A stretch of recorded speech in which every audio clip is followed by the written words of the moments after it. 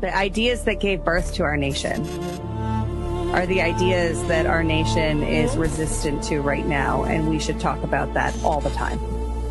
In a world where narratives are shaped by corporations and gatekeepers, independent voices matter more than ever. Badlands Media brings together citizen journalists, researchers, and independent thinkers. The truth is triggering. Question the narrative. Explore the facts. It's authenticity, courage, resilience. Search for the truth others won't. It's not about being first or being right. The information war is changing. It's about being authentic. Embrace the friction.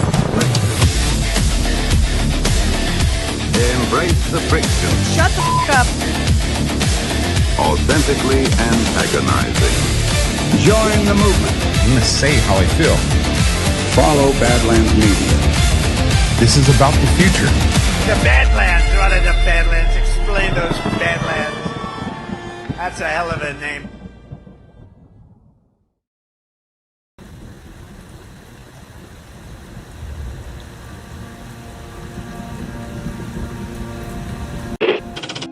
Mr. Vice President, I'm going off script again, I know, but I just want to personally thank you. We've been through some stuff. We've gone through some of the most complex military operations this country's ever conducted, and your steady hand and your leadership during those was a great source of strength for me. Thank you for your leadership. Thank you for your character. Thank you for your selfless service. Thank you for commitment. Thank you for being a mentor to me, Mr. Vice President. It's called the swamp. And you know what happened? And you know what I did? A big favor. I caught the swamp. I caught them all. Let's see what happens. Nobody else could have done that but me. I caught all of this corruption that was going on, and nobody else could have done it. Did I get that one right?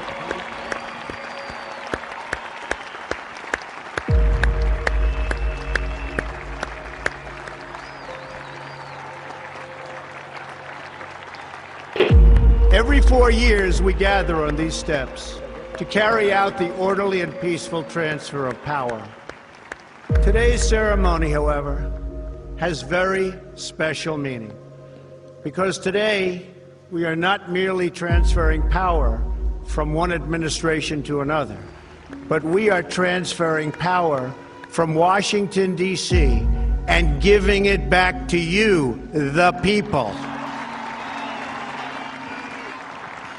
For too long, a small group in our nation's capital has reaped the rewards of government, while the people have borne the cost. Washington flourished, but the people did not share in its wealth. This American carnage stops right here and stops right now. The forgotten men and women of our country will be forgotten no longer. From this day forward, a new vision will govern our land. From this day forward, it's going to be only America first. This is a president of the United States who is a danger to the republic. America first. He knows he's an illegitimate president. The oath of office I take today is an oath of allegiance to all Americans. The great Trump recovery. America will never be a socialist country. I will fight for you with every breath in my body. Russia, Russian, pro-Russian, Russian, Russia, Russian, Russian, Russian, the Russians. Russian. Russia, Russia, Russia. And I will never, ever let you down. A dangerous virus is spreading rapidly in China, and U.S. officials are very worried that it could come here. This is really the worst attack we've ever had. This is worse than Pearl Harbor. This is worse than the World Trade Center. There's never been an attack like this. The time for empty talk is over. Now arrives the hour of action. What they're doing is using COVID to steal an election. Together, we will make America strong again. You know what it's about? Fraud, fake ballots.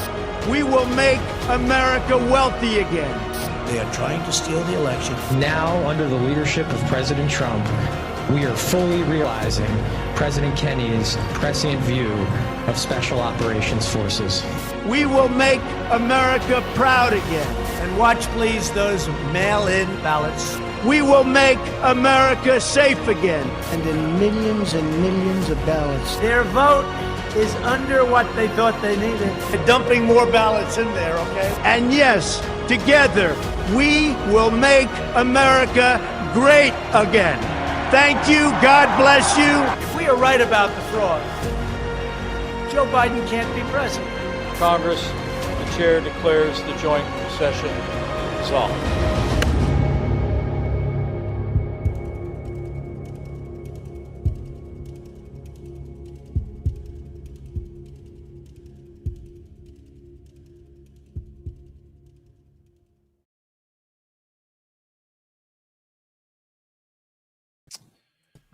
Well, good afternoon, everybody. Oh, afternoon. I'm already off to a terrible start. So yeah. Daily show. Good evening, everybody, is what I meant. And welcome to the Wednesday edition of the Devolution Power Hour. As always, an extra, unfortunately. Bernie Bright's back from vacation. That's probably why I'm all off my game already. But you do look a little tanner. Yeah, shit's getting back on the rails or off the rails. I don't know what's been going on in the last week since I've been gone. I'm sure everybody thinks everything's fake now and isn't going to vote because there's been a lot of Chris happening on Power Hours. Oh, yeah, there has been a lot of Chris happening. But I thought you could have been referring to Trump saying, I don't care about the midterms. No, we'll get into that. It depends on if we are allowed to fully endorse Trump or if we play the opposite game with him tonight. But yes, I was traveling. These days, dad life feels like I need a vacation from the vacation. Now I completely understand why people feel that way, but did get some sun. Now I feel sick. Came home to a horrible pollen bloom. Our black car was yellow this morning when I went out for a drive. And yeah, that's been pretty brutal. But good shit down on the Gulf Coast of Florida. Did not get eaten by any sharks. And that's always a success. That's good. I'm happy that you didn't get eaten, kind of. Glad you're back, I suppose. I got to show you something. This is hilarious. So before the show started, Lukey7 says, 10 years ago. Let's see how much Jew hatred John spews tonight. Oh, they're already out, huh? Well, and then just a couple seconds ago, Jews Print Unlimited Money 2 says, another Jew PSYOP stream. So which is it? Wait, are we pro-Jew or anti-Jew? Bicameral Jews? Wow. This is quite the conundrum. The new op. I've seen a lot of people talking about the new Jew op. Most of them are retarded, but I think the op is actually people saying it's an op. What's the new Jew op? Like just people calling out Jew stuff? I saw Q people saying, prominent Q accounts saying, people are only talking about Israel in the way they're talking about it because they're trying to make MAGA look anti-Semitic in order to damage Trump, which there probably are people doing that. Of course, these things are multitudinous, but it's also possible that a lot of people out there just haven't thought about this stuff a whole lot. And it turns out it doesn't really matter whether or not you think there's an op going on. What matters is whether you are correct or incorrect about things. Yeah. And we'll just see where things go in the future. Yeah, that's the thing. You know, the way we do our approach is sometimes people will be like, oh, man, they're way too pro-Jewish. And actually, we don't get that very often. But I don't think we've ever we hardly ever get that at all. But other times it's like, I appreciate the straw man, though. Yeah, we're totally against the Jews. We're just we're going down the middle. If there's something that's just anti what we believe to be America first, then we're anti that thing. And sometimes that's just Jewish things, okay? It's not my fault. It's Jews, yep. It's the Jews' fault, okay? But loved it. Phil Scarborough, 2 Jews, 1 cup. Oh, that's funny. There's another one that was really good. Where was it? And by the way, I think we said Jew 3 times and Ghost popped into the chat, so good to see you, Ghost. You know what's the gayest thing to do, though, in the world besides butt sex with guys?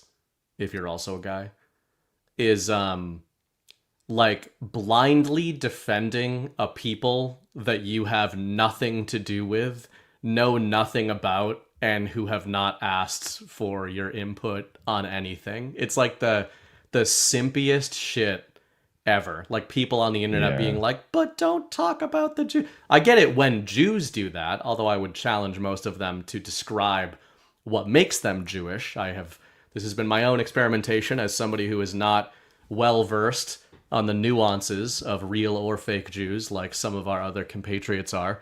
But one of my little experiments I've been running is just to ask people, like, how would you define a Jew? And I am finding that people have to think about that quite a bit. So I think we need to define terms before we start saying people are anti-Semitic. Like, when you say somebody's anti-Semitic, what exactly are they against? Well, see, here's the thing. That thing. We a while ago on stream, it was a Saturday Power Hour, Chris and I officially declared that everybody at Badlands Media is African-American tranny Jews. So if you say mean things about us, you're the anti-Semitic one. And you're also being like super insensitive to our gender choices or whatever the thing is. And so you can't do that anymore, guys. You got to be nice to us. Right. Or how does that fit into the no transgender for everybody, though? Well, we're just not doing the mutilization part. So I think we're fine. But because of the new anti-Semitism laws and the task forces and those things, we're going to be reporting people who are mean to us for being anti-Semitic. So be careful in the chat, guys. Whether the chat is off the rails right now. Exactly. Also, calling us anti-Semitic is anti-Semitic under this framing. Because if you're calling a Jew anti-Semitic, and we are Jews now, then you are basically doing the black on black crime thing. Oh, yeah. And the only person who's ever gotten away with saying black on black crime is Rampage Jackson. Touche, man. So, I do have a question. Earlier, you did make a comment about the only thing more gay than having butt sex with a man is whatever. I don't remember what you said after that, but I'm curious how you know. Like, do you have experience in that part of it to know? I've been studying Scott Besant a lot over the last year and a half, and I've come to the conclusion that the only way he can be known as a gay dude is if he has done gay stuff with other guys. Okay. But he's also based, so even there's nuance to these discussions.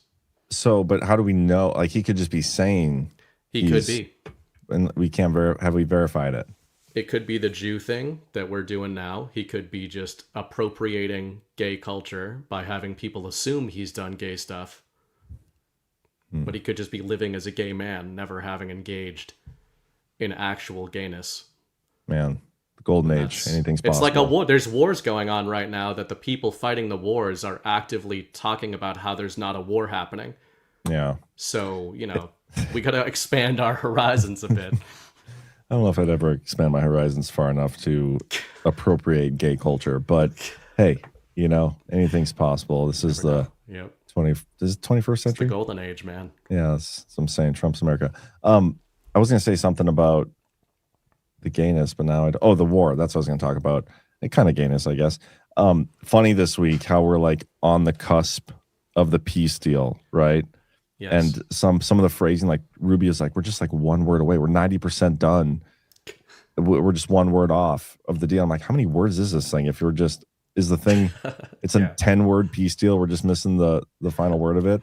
But then also it's like we just need the signature, but everything else is pretty much in place. But like that's like the what a deal is. I said that in our chat yesterday. I think Ghost, we were talking about that, and I was like, so from central narrative framing, which is why I do get a kick out of it, even though it's getting a little old. I kind of think that's the point of the Iran op. Even going away for a week, obviously I was following this stuff. By going away, I was still doing the brief every day and working on the Substack. So shout out to the Badlands Substack subscribers and commenters. We were still running that the whole week.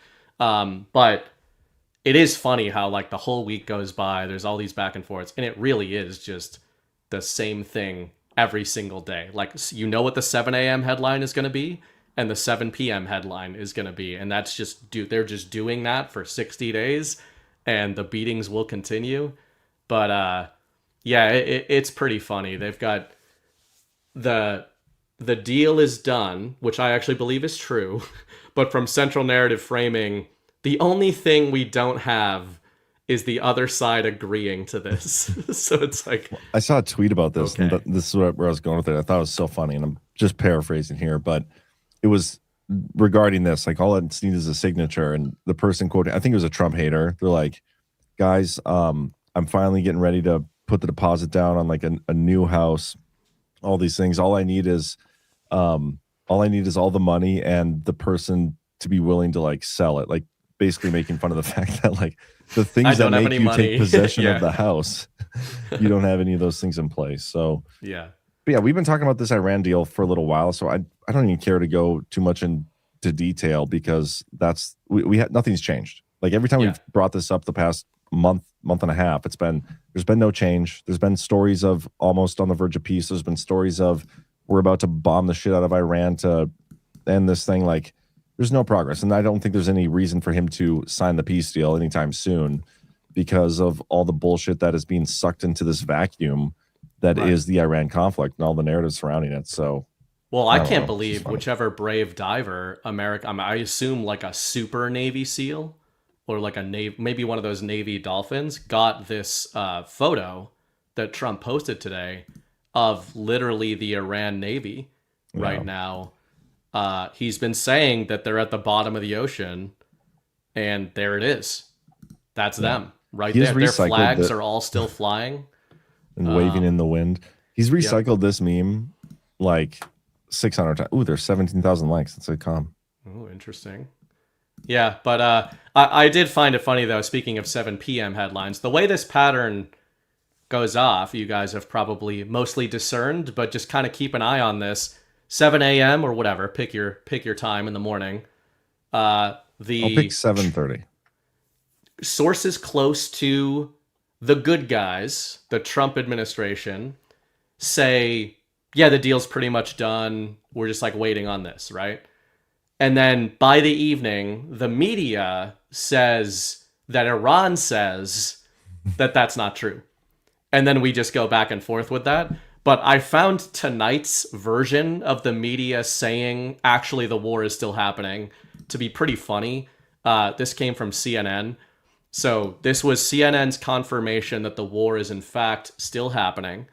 They said 3 explosions were heard to the east of Bandar Abbas, a strategic Iranian port city and naval base, blah, blah, blah, blah, blah.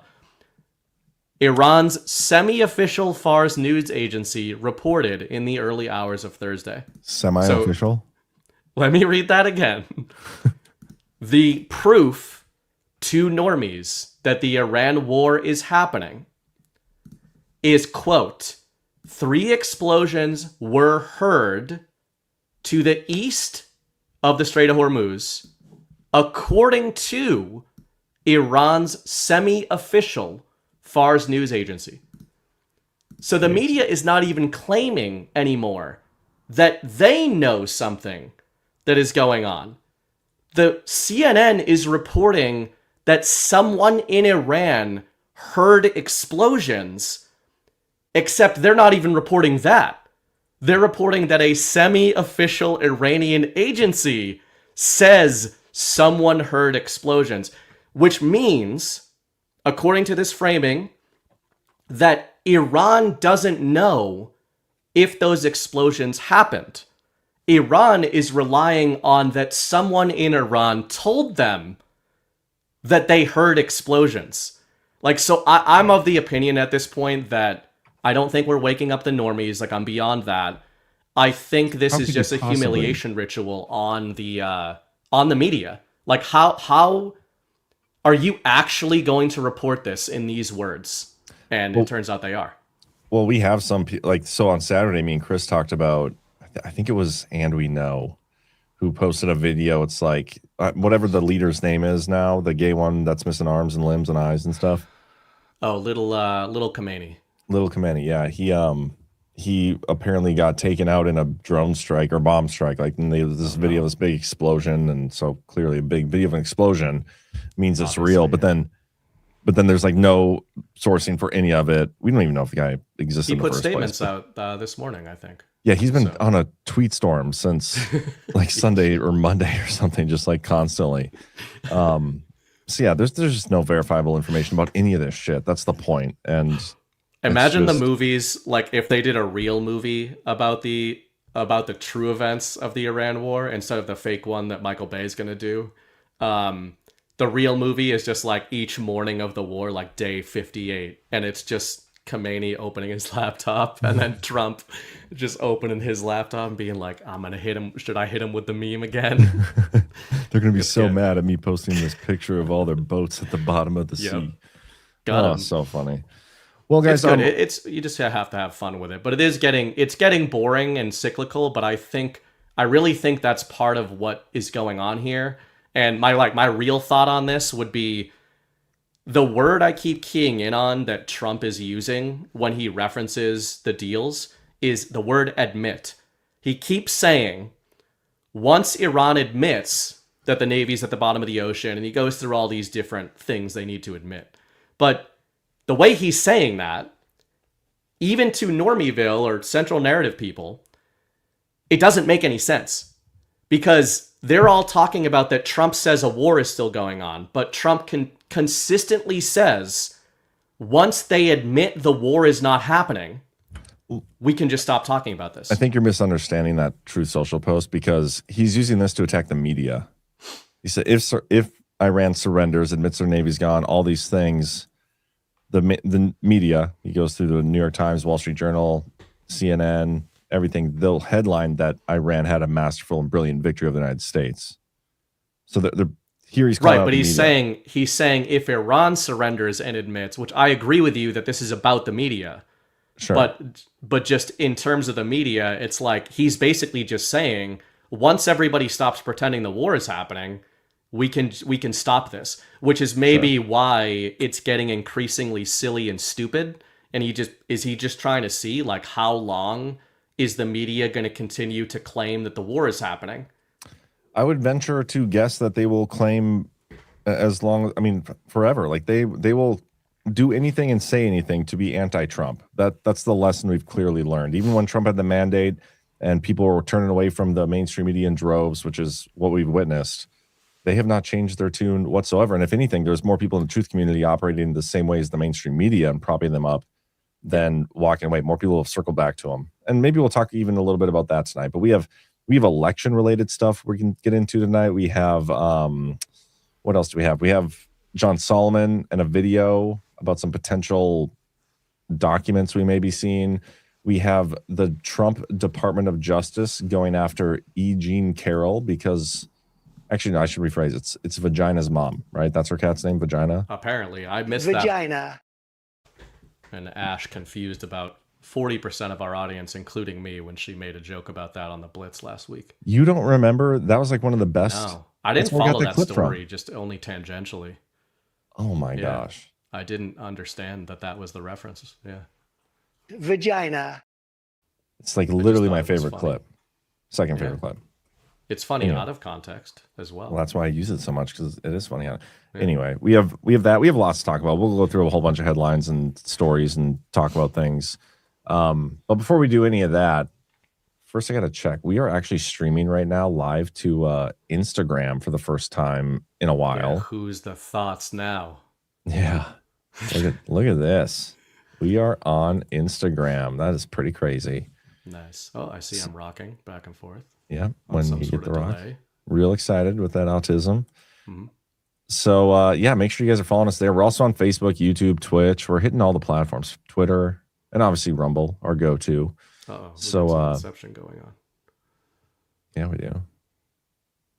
It's Instagram all the way down. But we should probably get a quick word from our sponsors, and then we will start plugging away, see where the night takes us. So first up, we have Lean. Everybody's talking about weight loss injections because the results are so dramatic. They work by lowering your blood sugar and reducing your appetite. So what if you're looking to lose some weight, but you're not interested in those painful weekly injections, especially when you hear about some of those intense side effects? That's why the doctors created a weight loss supplement called Lean, and the results are remarkable. The studied ingredients in Lean have been shown to lower your blood sugar, burn fat by converting it into energy, and curb your appetite and cravings so you're not as hungry. But listen, Lean is not for the casual dieter with only a few pounds to lose. The doctors at Brickhouse Nutrition created Lean for frustrated dieters with 10 or more pounds to lose. And we can get you started with 20% off and free rush shipping so you can add Lean to your healthy diet and exercise plan. Visit takelean.com and enter code DPH for your discount. That's promo code DPH at takelean.com. And we do have another ad for a little bit later, but we'll do some soft disclosure, I think, right now. Softdisclosure.com, guys. Get yourself some beard oil, some lotion, some of the best deodorant, best skincare products around. I am a kung fu master. Why do you not respect me? You want to fight me? I will fight you to your death.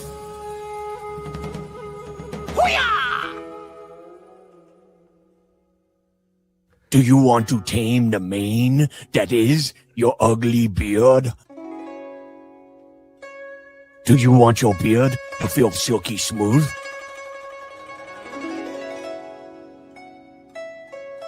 You want to make it illustrious like my kung fu beard? Then you need soft disclosure beard oil.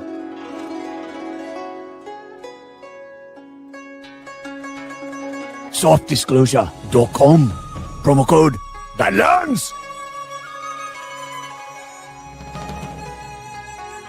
A soft disclosure on your beard. Many lady come to you.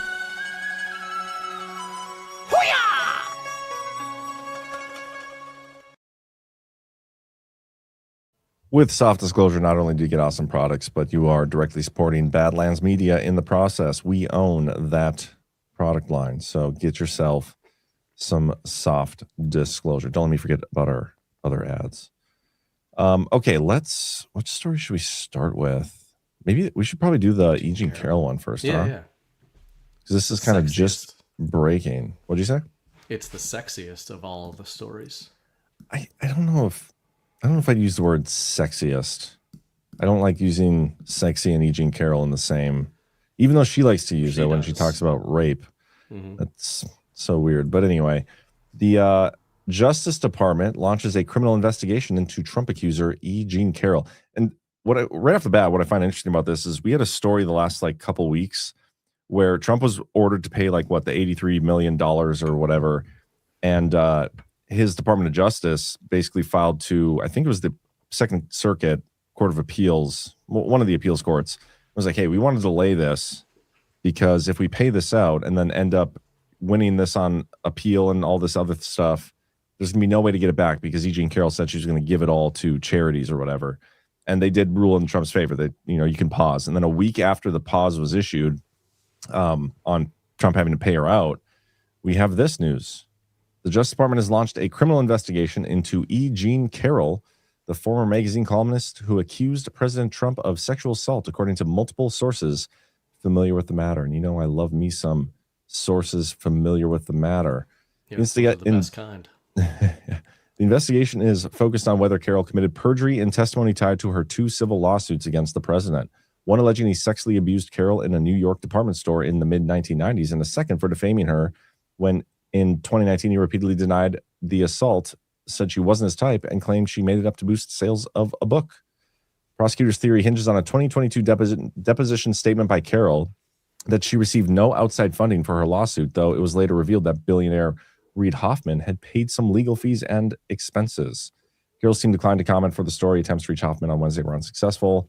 It's the latest move in the department's ceaseless and somewhat strained efforts to meet Trump's demands to target his longstanding personal foes.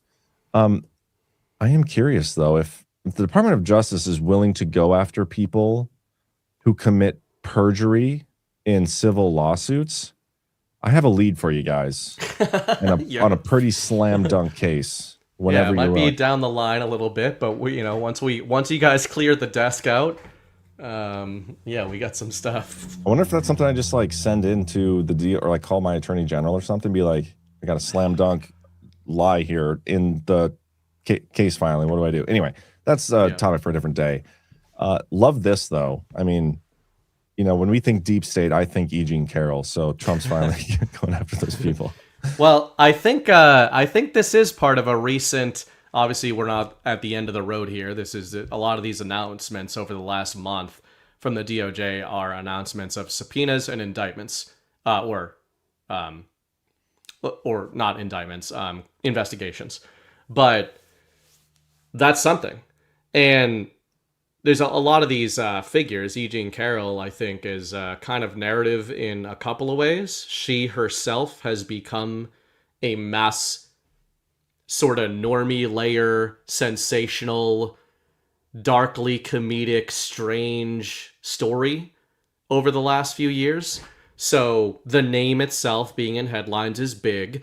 And obviously the media apparatus that pushed her whole narrative, CNN was the most infamous for pushing her because of the infamous Anderson Cooper interview with her, right? So it's kind of interesting that they're the ones who break this. Of course, they're going to put their little weaponization of the DOJ shit in there. But the reason I like this kind of stuff, besides the obvious of investigations into these people who are lying about Trump, is it mirrors a lot of what a lot of us and a lot of our audience floated a few years ago of saying like, hey, if things are going well for us in Trump's second term, the media is going to cry weaponization. And we had said at the time that if the media is crying weaponization... Hold on. Everybody's saying we're frozen. Huh? Is that true? It does appear we may be frozen. One person. Oh, it's like everybody. What the heck? Let me check on... Adam Chester, I guess John... Yes, we are frozen. Strange. This might be a Rumble thing.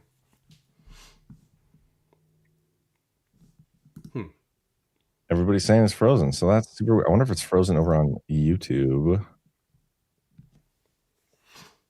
Let's see. Yeah, I don't think this is us. YouTube. So it's a Rumble thing. 2 minutes ago. For sure. I wonder if our audio is frozen. Can you guys hear us? No. Damn. Let's post this over there. Not frozen on YouTube, everybody. So this is clearly the thoughts are behind this. Yeah, that's unfortunate. Anyway, well, why don't you just keep going? We'll yeah, maybe it'll catch up. Yeah. Anyway, well, no, actually, while you're doing that, I'm going to post over on Twitter. On the other stuff on YouTube and everything. What did you say? Is YouTube working? Yes, YouTube's working. Oh, okay, so then it's definitely a Rumble thing. Okay, yeah, I was just going to say that this is the kind of thing that we would have been looking for, not just the E. Jean Carroll stuff, but as these indictments, subpoenas, investigations start coming down in Trump 2.0, a good reverse indicator is going to be the media saying this represents the weaponization of the DOJ by the Trump administration, because that implies that they know there's teeth to it. And that's what they're doing, buried in all these, well, not even buried, that's what they're leading with all these stories. And then the second point on E. Jean Carroll is that she herself is a writer, she's a narrative constructor, like it's absurd, but I think it's kind of interesting that a lot of the early action, or the actions we're seeing in 2026 from the DOJ, they seem to be targeting people that are sort of infamous. Like they're not like the heart of the deep state. They're not the Obamas and the Clintons and stuff like that. James Comey, is a more notable figure that they've obviously gone after a bit, but a lot of them are the more sensational headlines. E. Jean Carroll, even Comey was in a lot of sensational headlines during Trump 1.0. So I think it's interesting. You could see this as clearing a lot of the ammunition about weaponization of the DOJ by leading with a lot of these sensational sort of names. And then is that paving the way for bigger names or not bigger names, but more impactful names down the line, regarding or related to the grand conspiracy? Yeah. The way I look at this is there's a lot of reasons that liberals hate Donald Trump. And many of them are narratives that were completely fabricated and spun up out of nowhere, sometimes by the intelligence community, sometimes because of a lawsuit like E. Carroll, a lot of them perpetuated by the mainstream media. And something like this, where if they can go after E. Carroll and prove that she made up her claim, was paid to make up the claim, and lied about it and whatnot, I mean, that debunks a pretty massive, narrative that is still used against Donald Trump. One where he is repeatedly called. Oh man, it's back up live over on. We're back. I think a pretty potentially big deal. And I'm being honest, I see like lying to spin up a court case as more of a crime than the thing James Comey allegedly did. But that's just me. I know a lot of people don't agree with that, and that's fine. So I'm curious to see where this goes, and I'm looking forward to the precedent it sets, because if it is illegal and they are persecuting and pursuing people for lying and to start lawsuits, I'm not kidding. I'm going after that too, because I do agree that is BS.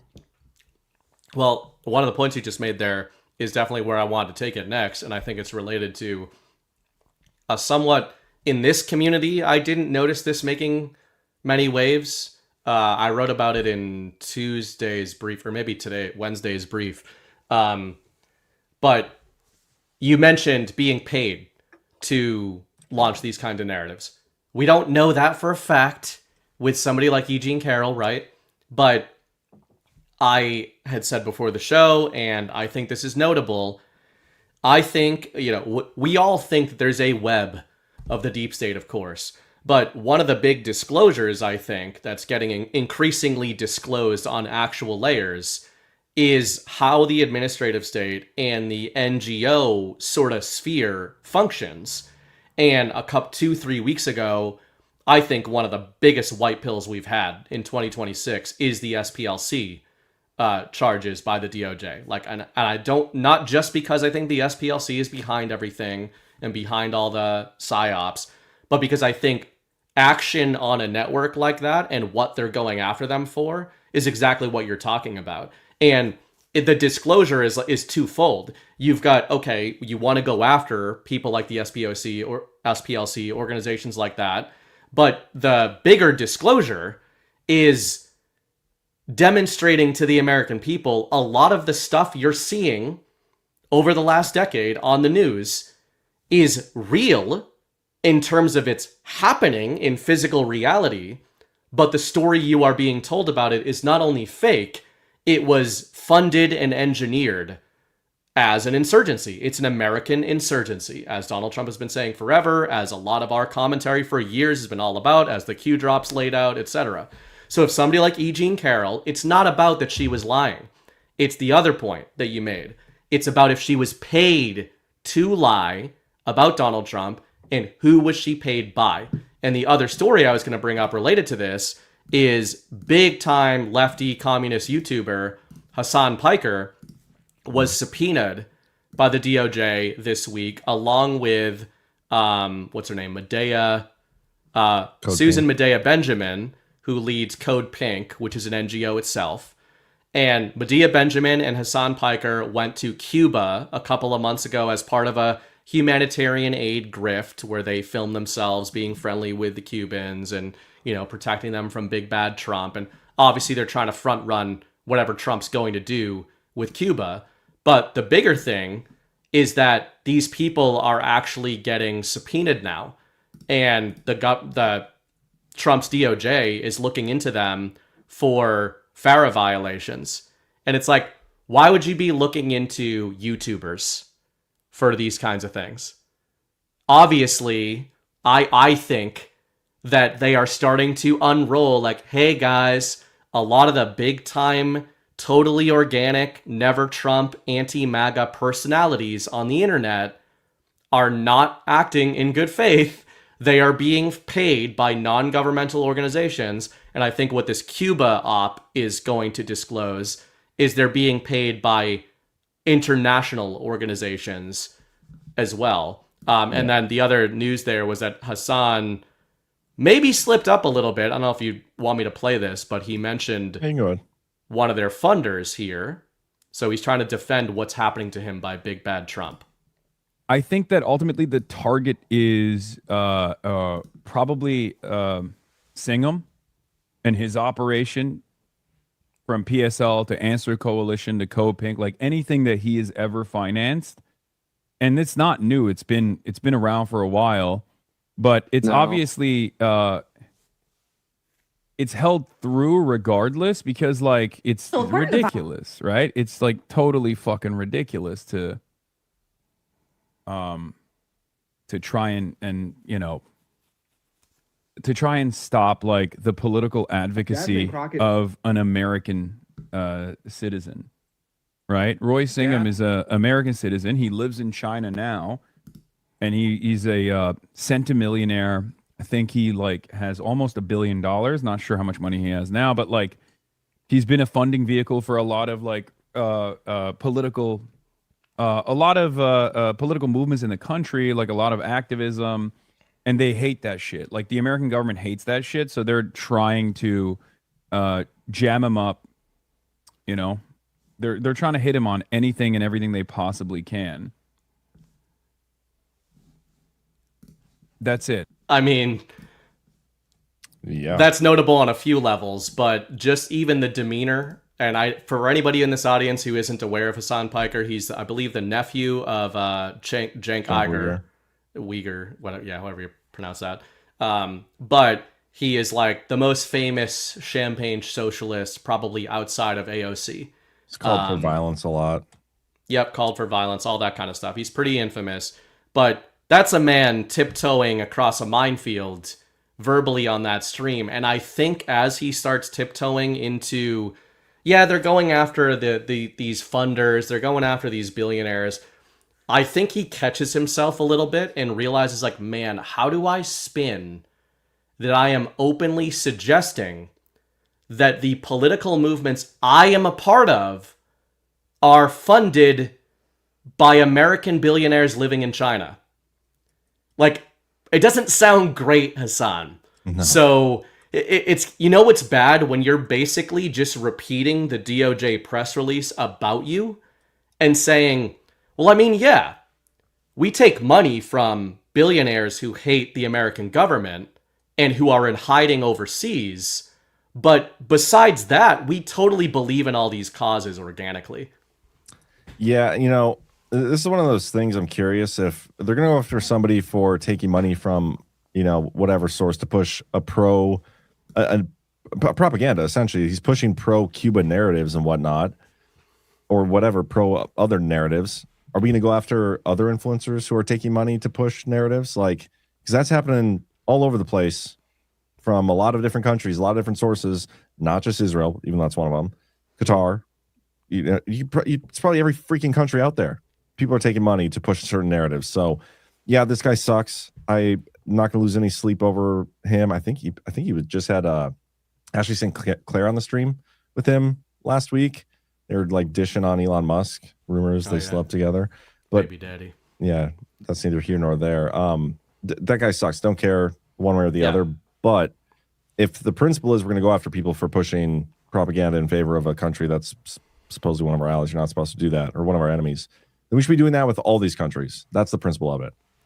Yeah, and I think it's less about this one guy. The reason I focus on him, obviously he was in the news, but, you know, Medea Benjamin is probably, if you're looking on an actual level, like a systemic level, Code Pink and Medea Benjamin is probably the bigger story.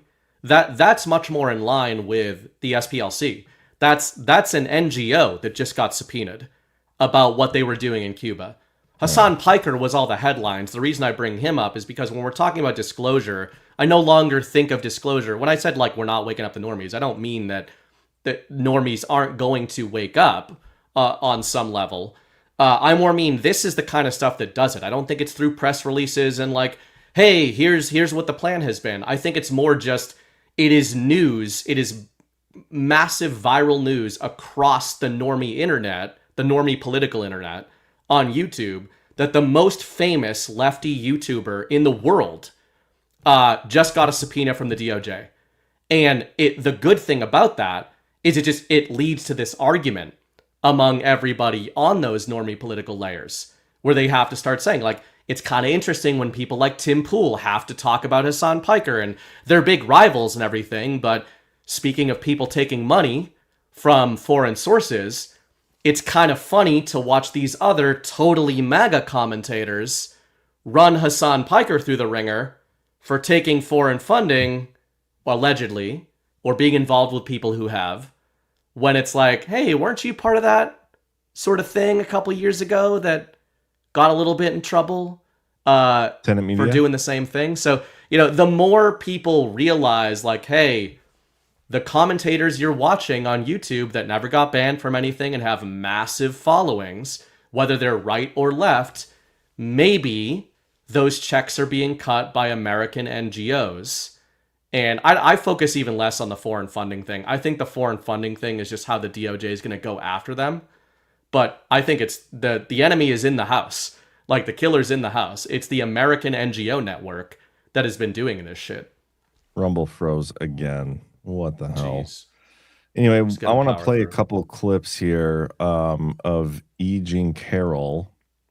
Well, Trump, E. Jean Carroll, and then actually I have two E. Jean Carroll clips. So here's the first one of Trump talking about E. Jean Carroll's cat. Her dog or her cat was named Vagina. The judge wasn't allowed to put that in. All of these things, he was Vagina. Absolutely love that clip.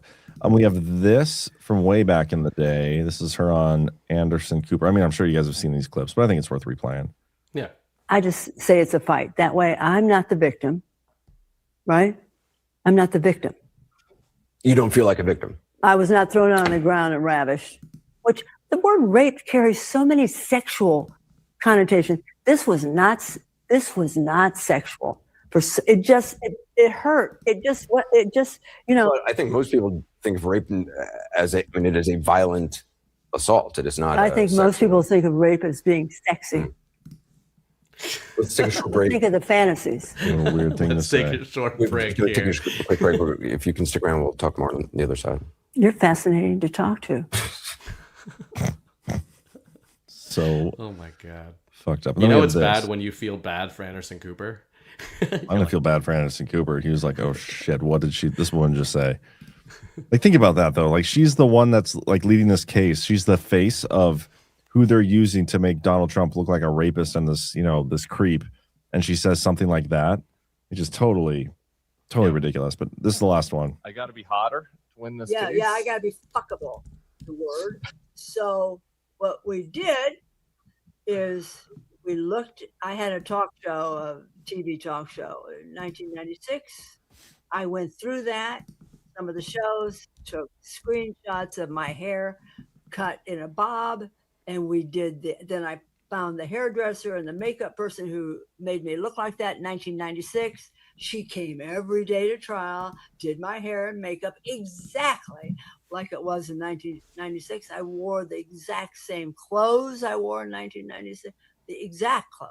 Yeah, they're back. It's back in trend. Yeah.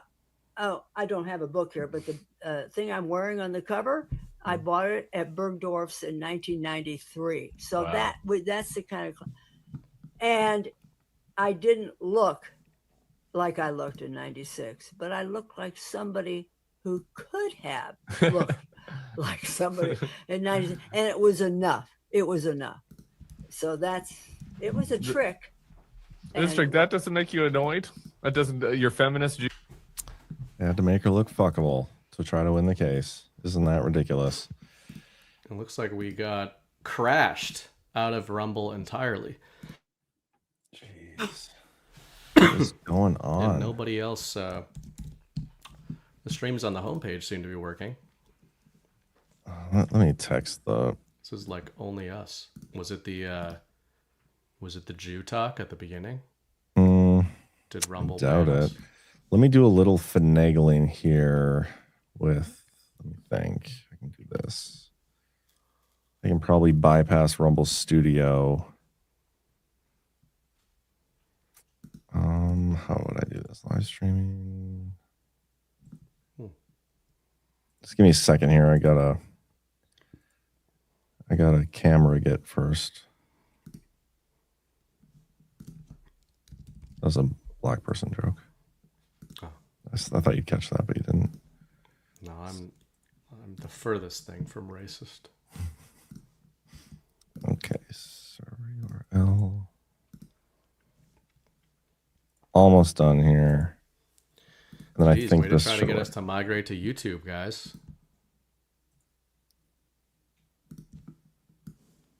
Okay, let's see if this works. We are on YouTube. Is YouTube now the more based platform? Okay, I think we're back over on Rumble now. I had to go through out of studio. The same link? Same link.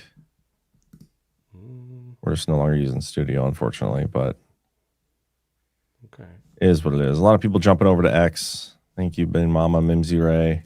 Diversify your streams. Put us on 3 screens. X, Yep. YouTube, and Rumble. One of them's going to be going. Put the That thoughts is the way on the to 4th.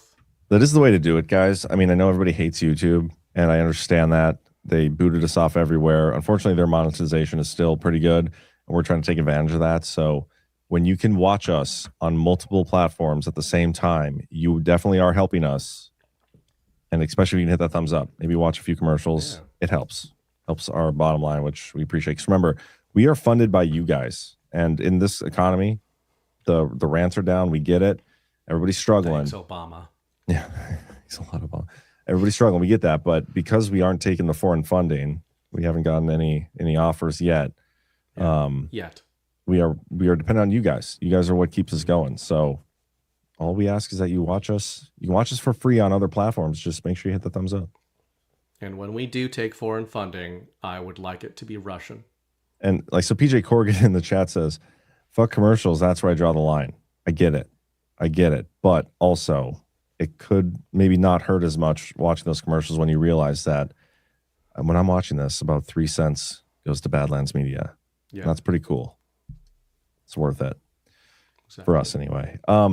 Let's keep going, though. I think I'm done with the Eugene Carroll story. Getting a little too hot and heavy. What is? The Eugene Carroll topic. Yeah, I think that's what did it. We could talk about, we should talk about this real quick because this was kind of a big story today, I guess. We had Jill Biden coming out saying that she was shocked and frightened seeing Joe Biden at the debate. Thought he was having a stroke. I didn't see this. As you saw it unfold? I wasn't horrified. I was frightened because I had never, ever seen Joe like that. Bullshit. Before or since. Never. Or since. Yes. Or You've since. never seen him like Never. that. No. She's so full of shit. What happened? I don't know what happened. I mean, as I watched it, I thought, oh my God, he's having a stroke. And it scared me to death. Were you horrified? She wasn't horrified. She was frightened and scared to death. Totally different. Hey, in the Our Boy Blue framing, she could be telling the truth. She doesn't have to know he's Our Boy Blue. That's true. Because if he's doing Our Boy Blue well, then even Jill doesn't know.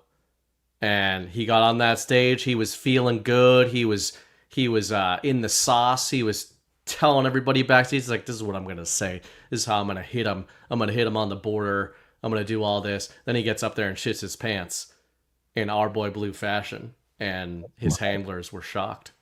Literally everybody thought he was having a stroke.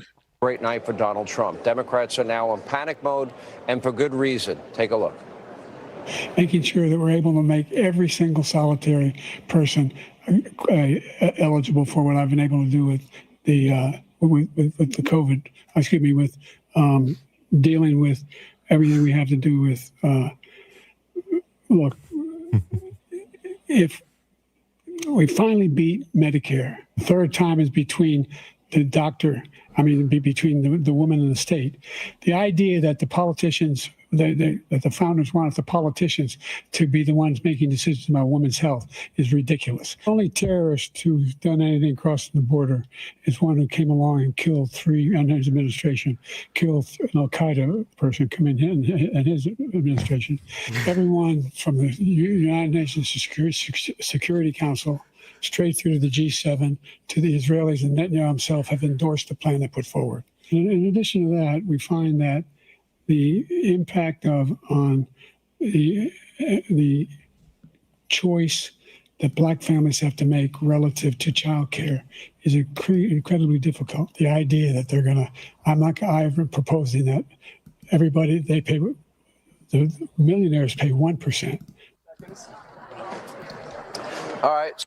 So what I think is interesting about this, the timing wise, is today we got a story of Joe Biden suing the DOJ to block the release of her audio recordings. And if you remember, it was those audio recordings where he presented himself as an elderly man with poor memory, sympathetic, well-meaning elderly man, but still. And Jill Biden's out here saying, I've never seen him like that before or since. It was the only time it's ever happened. But he's suing to block the release of the tapes where he comes off as an elderly man with poor memory. So I just think that's, comedic timing, if anything. Sergeant Sparky has the correct take, and you all called me a madman. I said you'd miss him. You in chat. You'd miss him. You miss him, don't you? You guys like Iran war reruns every day? You like fake negotiations? Or do you like Joe Biden clips? Be honest. So, he was a great character. One of the all-time greats. And maybe his time in the sun is not yet through. I want to see if I can find the Green Star Biden video, the I Will Remember You one, because that was so good. No, that's on my Twitter somewhere. Let me see if I can find that. Because now I think is the perfect time for this. I hope we get those her tapes. Boots with the her. Because I think, here we go. I've got it. Perfect. We're going to watch this. Nice.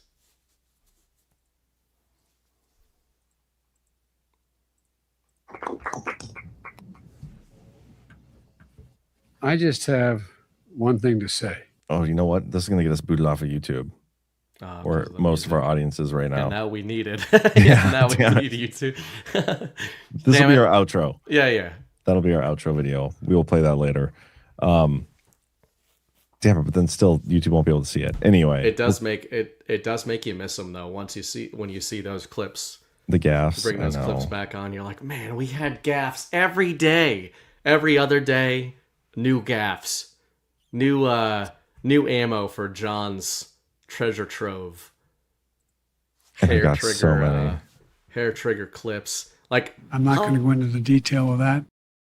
How many things have you clipped, like, out of the 2025-26 InfoWar cycle that you actually trigger on a regular basis? Oh man, so many. I wish I had the bajillion clips. What do you mean? More than, well, I mean, like, Biden gave us so much. I just don't think there's been. Oh, you're saying since Biden? Yeah, since. Oh no, not no, I'm nearly saying as like much. 2025 and 2026 InfoWar. I don't think you've been like taking new clips and putting them on the soundboard and using them. No, there's really not many. All my good ones are Michael Scott or stuff from when Biden was in office. Yeah. I think I would tell you if I knew exactly what it would be. So good. Just an inch, hardly at all. Gosh, there was one I just deleted it. It was him and Trump going back and forth. Yeah, there's so many good ones. Yeah. But how about we go on to what were you gonna say? Midterms, gonna say? We could talk midterms. I mean, Trump has a pretty stellar record of endorsing primary candidates. Paxton, I more meant what he said about the midterms because we haven't talked about that. Do you have that clip pulled up? I did, but now I don't know where I put it. Just trigger warning, right? We should give the trigger warning. I know it's not necessary for most of our audience, but there are still some. So keep in mind, this is not us saying it. This is Donald Trump saying it. Their economy is in free fall. They have 250% inflation. Their money has no value. Their whole economic system is broken down. They thought they were going to outweight me. We'll outweight him. He's got the midterms. I don't care about the midterms. Look what happened last night. That was the prelude to the midterms. People understand it. They know that, very simple, Iran cannot have a nuclear weapon. I'm doing that for the world. I'm not doing it just for us. Their economy is... So play it one more time. Stuff in there. Play it one more time. The heck, I always... Why do you always exit out? You can leave your thing on the screen and then share a different tab later. In free fall. They have 250% inflation. Their money has no value. Their whole economic system is broken down. They thought they were going to outweight me. You know, we'll outweight him. He's got the midterms. I don't care about the midterms. Look what happened last night. That was the prelude to the midterms. People understand it. They know that, very simple, Iran cannot have a nuclear weapon. I'm doing that for the world. I'm not doing it just for us. Their economy. There you go. The two things stick out about that, not just the midterm part, but the first thing he said was they wanted to outweight me. And I talked about this in my show today, 1 p.m. Eastern, Daily Herold. That's it reminded me of the hibernation theory, right? Like when we talked about Trump getting in there, everybody's plan was we just need to outlast Trump. And as long as we can do that, we'll be fine. Life will go on after him. We can keep our election fraud infrastructure in place, all these things. And it's probably the same mindset with everything all over the game board. You know, in terms of the establishment, their global infrastructure for all the bullshit they pull, they just need to outlast Trump. But Trump's not allowing them to do that right now. But then, yeah, the midterm part, I think, is pretty great. You know, when we say we don't care about the midterms, we're called subversive. And, you know, you're just going to scare people into not voting, all those things. But hey, when Trump says it, I don't hear any of you guys bitching at him for it. So, yeah. Well, there's that. And then where it also takes me is the hibernation theory thing you mentioned, but specifically in the context of the midterms. When he says, I don't care about the midterms. And then in fairness, he says, look at what happened last night. Directly after that, I assume referencing Ken Paxton and, you know, went 4-0 or whatever it was in primaries, MAGA candidates over GOP. So, okay, let's take that framing of it. I think there's a scenario here where if we're broadly right about elections being fake, cue the Chris Paul, then the only thing that really matters with elections in the current sort of paradigm we live in is who wins the story about who won the elections, right? So, like Chris has always said this, we are told by the television who won such and such election, and then that becomes the story of who won the election, and then people argue about it. Well, is part of the reason Trump is so confident, not even related to the votes and all that, but just because they have control at this point, not of like the Patriots in control, voting machines, that. I don't mean that stuff. I mean, they're just going to say we won. Like it's just, we can't audit any of this crap. None of it, for better or worse, we can't. That game goes both ways. And I'm starting to play with that idea of like, is Trump basically in 2026 doing whatever the fuck he wants to do? He has the mandate of the people. He keeps talking about like, we have the mandate of the people. They put me in here to do the shit I'm doing now, and I'm doing it no matter how badly the optics seem in Normieville. And is the reason he's so confident about that because the story is just going to be that MAGA candidates won the midterms no matter what. And there's many different ways to frame this, but the reason I'm thinking of it this way is we've always said, I think a lot of us have said for years, that the ideal scenario in order to get the real public mandate for a systemic overhaul of our election system is bipartisan outrage over American elections. And I'm starting to play with that in 2026 because the public optics supposedly around Trump are not good. Like, you have a lot of Republicans turning on him. You do have a lot of normies that are turning on him, that voted for him, like a lot of independents, because maybe in our framing, they don't know what's going on like this audience does. And is Trump just going to be like, my guys are going to be announced the winners in November. So then, if that scenario plays out, are we going to start getting the media apparatus crying rigged because they ran headlines all of 2026 talking about how Trump didn't have any support and Trump was going to lose the midterms and this and that? I mean, one of many ways to look at it. Yeah, I don't know what to think about that, because number one, the people turning on Trump, it's impossible to know how much of that is real. I know there are some people that are like truly upset with how things are going right now and a lot of the campaign promises that haven't been kept.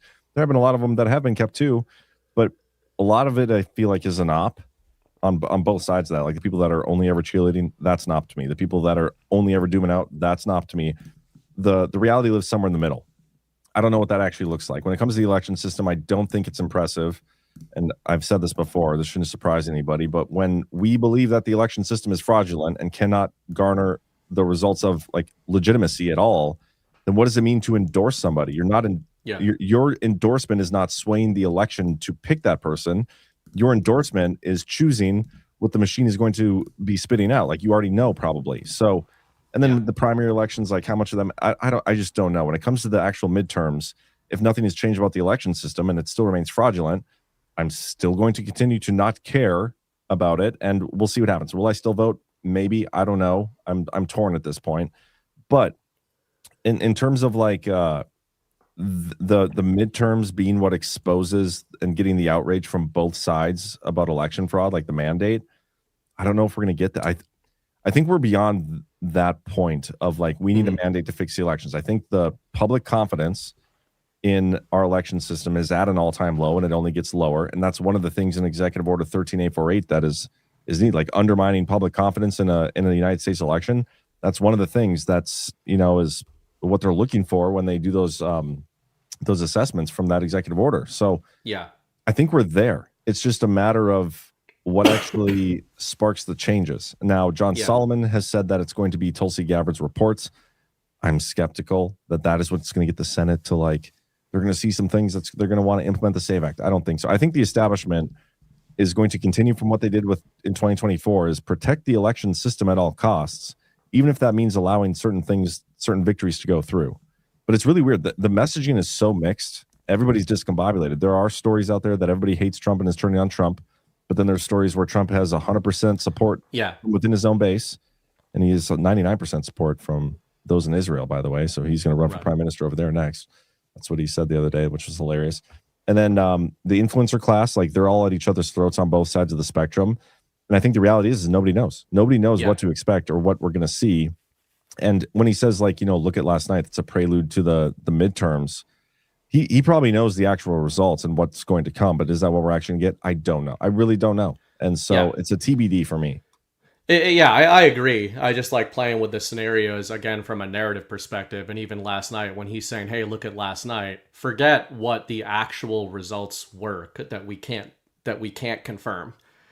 The public narrative is that Trump endorsed guys went 4-0 and, what are they, 8-0, 9-0, whatever it is lately that he keeps touting. He's like 107-0 or something. The media is talking about that, like the bipartisan media, and there is an air. Now, it could go both ways, to use something Chris Paul talks about in various ways. Like that could be the media trying to drum up MAGA trust in the election results because they're saying, hey, look at how good it's going for you. The election system's real again. You can all support this. Like that's one reading of it. Another reading of it is that the media is talking about right now, no matter what we say about how unpopular Trump is, the public story is that the only way to win a nomination is for Trump to endorse you. So there's a friction there between the narratives they're trying to sell at the same time. In between headlines or in between segments on CNN or MSNBC of talking about Trump's decline in the American mind, and especially within the MAGA mind, they've got a report on MAGA candidates ousting the old guard. I had even sent you a couple of headlines before the show. We won't go through these, but just as headlines deployed the same day, over and over. We had Politico Donald Trump's revenge tour might not end in 2026. Coming off his recent successes, the president could seek to oust even more not entirely loyal GOP lawmakers next cycle. Then we had Axios. Trump's retribution tour seeks new, more loyal MAGA guard.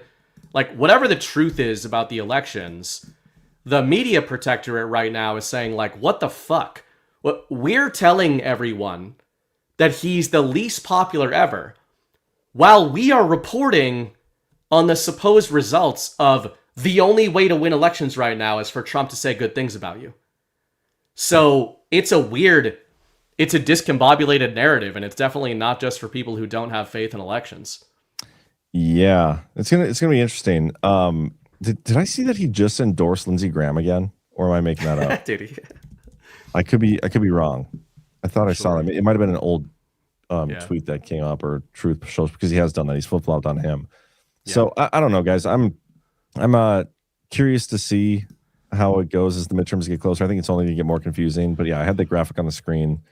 His endorsements right now, he is 118 and 120 in terms of 128. No, 120. Oh my God. Are you retarded? Yes. 118. I was testing you to see if you could do math. I said 118 first. It's the first and only number I said. I was trying to throw you off with the weave. So when somebody is colorblind, does that mean they also can't do basic math? It just means retarded. Yep. That means retarded. Okay. Interesting stuff. That'll be my excuse. Be like, I couldn't see those numbers. That was ridiculous. Apparently we have a troll on YouTube. I don't know if I've seen a troll on YouTube before. Oh my goodness. That's when you know we've made it. Yep. You know we've made it. Anyway, let's keep going. There's other stories I wanted to get into. I just got to remember which ones. No, I don't know if our Rumble Studio ad's going to work because we'll try it. What is this? I'm going to try our Rumble Studio ad, see if it works. I don't know if it will because I had to switch it up, but let's see what happens here.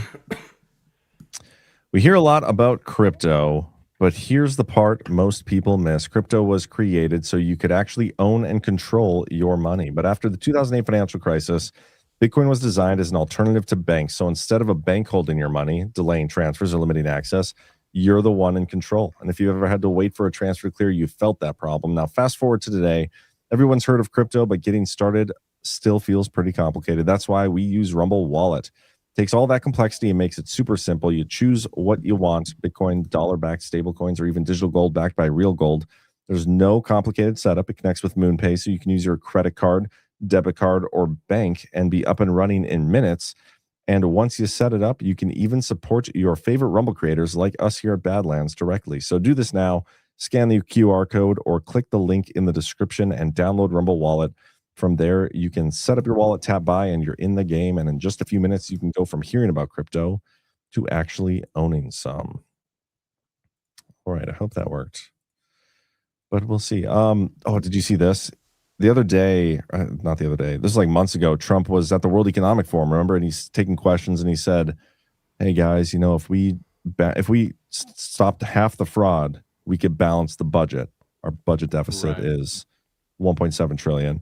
He said it again later, like a couple weeks after that. If we stop the fraud, we could balance the budget. Well, Stephen Miller came out, him and JD Vance were talking to all the AGs about fraud, and he said the same thing. Not abiding by our laws. And the amount that has been fleeced from us is in the hundreds of billions of dollars. I believe, based on what I've seen, what I've heard, is that we could balance the federal budget if the only dollars that went out of the Treasury went to individuals who were properly, lawfully, correctly eligible to receive them. And that ultimately is going to be what we have to do as a country. In the meantime, because of the vice president's leadership, you are seeing the most muscular, robust, aggressive, dedicated, determined, and speedy effort to shut down criminal fraud that has not only ever occurred in the history of this country, but in any developed nation. So thank you. There you go. Another comment on balancing the budget just by stopping the fraud. And remember, their solution to stopping the fraud is to withhold the money from states. So your solution to stopping the fraud from our federal government is withholding the money from the government. Just saying. That's And same sort of thing. And speaking of retarded, so Trump's new IRS settlement started that new weaponization fund, 1.776 billion dollars for people who have been victims of the weaponization of government. Gavin Newsom comes out today, and this is what he said. And keep in mind, this money is taxpayer money, right? So money people It's paying taxes already tax money. goes to the government. They're going to use it to pay out to people. And Gavin Newsom is saying that he's going to put a 100% tax on it. Anyone from California that receives any of those funds, we want to tax 100% of those proceeds. And that's an action the state of California can take. It's an action we look forward to taking. Anyone from California. Like, you understand, that's all of it. He's just going to straight up steal it all. What's wild about that is obviously taxation is theft. Obviously. But it's usually disguised as some sort of like, no, this is part of the system, and you give us this much, we steal this much from you, but you kind of volunteer to give us a certain portion of the... It's more extortion than theft in the traditional sense, but that is just him being like, we're just going to take all your money. And it's pretty wild. I mean, man, California is pretty interesting right now. You've got the whole Spencer Pratt thing going on. Yeah. Now, speaking of elections, that one getting rugged could be big for California, because it does seem that there's a lot of people in California, like even in Normieville, who are like, what the hell is going on here? And you've got, it's not just that Spencer Pratt is obviously the populist. It's that he's running against Karen Bass, who's like the most, Chris said she's a TV character too. Yeah, our girl Bass. And I don't know. I mean, like, you couldn't have put him up against a worse possible candidate, and he's probably going to get rugged. Yeah, the problem is, though, is I haven't seen or heard him mention election fraud at all. Like, you can't be running unironically in a California race for a seat in California and not be like, yeah, if I don't win this, it was because of the fraud. Like, that's the only way he's not going to win. After what I've seen, like his viral campaign, the people he knows, he's famous enough to get votes from the left, like that, his former, circle in Hollywood. And he's got the conservative vote too. Like, he wants to actually do, and whether or not he's like legitimate trying to do it the right way, people say he is, and people who know him say he is. I don't know him, so I can't vouch for that. But the only way he doesn't win, in my opinion, is election fraud. Okay. And if he's not going to mention that, like, where does that leave us? If he just like rolls over, what does that mean? So I hope he dives into that. I wish somebody would ask him about it. I would love to interview him so I could ask him about that, because that's the issue. That is the problem there.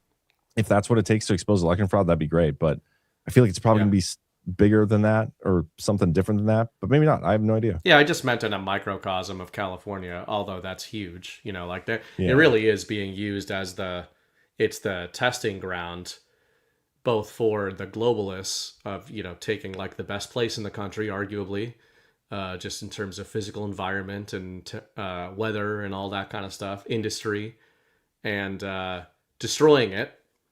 California is essentially a humiliation ritual on the rest of the country. I mean, I'm pretty sure that the economy of California would be like the 4th largest economy in the world if it was a country. So let me look that up. I can look it up. You can keep talking. But it really at 4.3 trillion. That's like number 4. That's Germany. That's basically Germany. I think Germany's 5 trillion. It's a little bit. It ranks behind the US, China, and Germany. Yeah. So number 4. And I don't think a lot of Americans understand that. Like, especially, I think a lot of Californians. I think a lot of conservatives who think of California, like including myself, and think like, fuck that place. But in terms of even in its state of decline, it would be the fourth most powerful economy in the world. Yeah. If the United States still existed in that, cascade. So imagine if they were run efficiently. Like, well, and I think that I've been thinking about this recently, just because California has been in the news so much. And I think sometimes we get a little bit, because we're in the United States, we get a little myopic of like, oh, that's just another state, right? There's some fraud in Minnesota. There's fraud. Yeah, California's full of shit. This state's cool. That state's not. This state's based. And it's like, California is orders of magnitude more important, just factually, than like everywhere else except for Texas, right? And Florida, places like that. New York, obviously the biggies. But California really is in a class of its own. And I can understand if you were gonna really go for just like a blitzkrieg, InfoWar type blitzkrieg, if you're Trump, California is a big place. I'm not saying all of that has to do with Spencer Pratt, but that'd be a nice appetizer leading up to, obviously, both the bad guys and the good guys have been posturing Gavin Newsom as like a key figure that they want to associate with the state of California. So you got to think that things like Minnesota are a prelude to the disclosures out of there, which are going to be many orders of magnitude bigger. So when they're talking, when Stephen, what the fuck is his name? Spencer Pratt? Stephen Miller?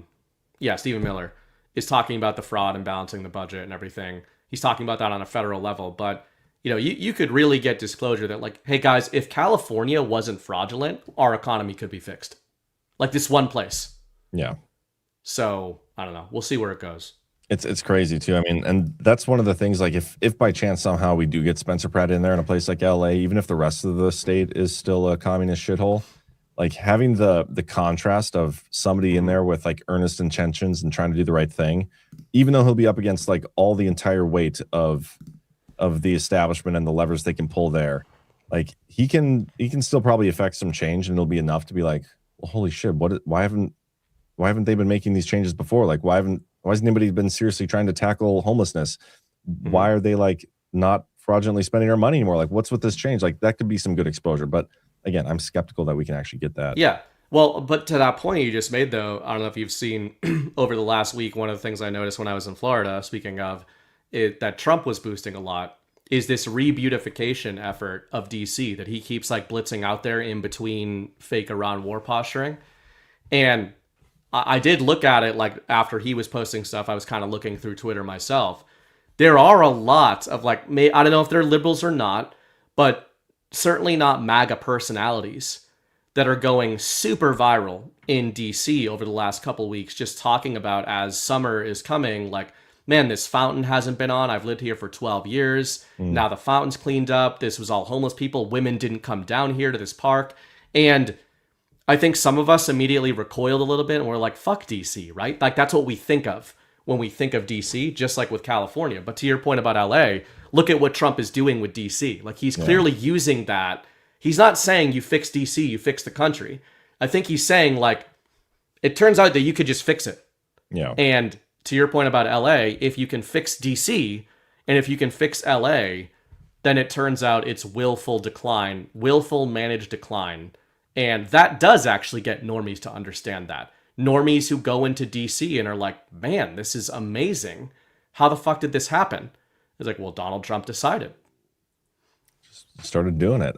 Yeah. I want to get to this clip. This is John Solomon. So a lot of people, especially in our audience, our regular audience, has been on what we say the RICO rug. We believe there's this big investigation. We believe it because we've been told it's there. The strike force that was put in place by Pam Bondi back before she left, which, by the way, she has been appointed to the AI Presidential Advisory Board, and she's also recovering from thyroid cancer, we are told. So, but anyway, that's neither here nor there. We believe there's this rug going on. About a month ago, Joe DeGeneva got placed as like the guy leading that whole investigation, and apparently there's been some movement. So I wanted to give a little rug update, or rug date. Meanwhile, a lot of reaction to the story that we broke in the last 24 hours. President Trump himself reacted to it, socialized the story. But we now have a second piece of evidence that the Justice Department under Joe Biden knew that its raid on Mar-a-Lago was bad. A couple months ago, we told you that the FBI had memos saying that they did not believe they had probable cause to raid Mar-a-Lago, but they did it anyways. They went into the president's home looking for allegedly classified documents. Well, A couple days after that raid, one of Merrick Garland's top advisors, someone he personally brought in to make sure that they stayed ethical in their investigations of President Trump, wrote an email saying, I don't believe we had the right to go raid Mar-a-Lago. In fact, I've been worrying about it ever since I found out about it. Why? As she noted, and as we reported at the time back in 2022, she believed President Trump may have declassified the documents before he left office and therefore had every right to possess those documents at Mar-a-Lago. That is a smoking gun. Those two documents together could potentially create an overt act in a conspiracy case alleging that President Trump's civil liberties were violated.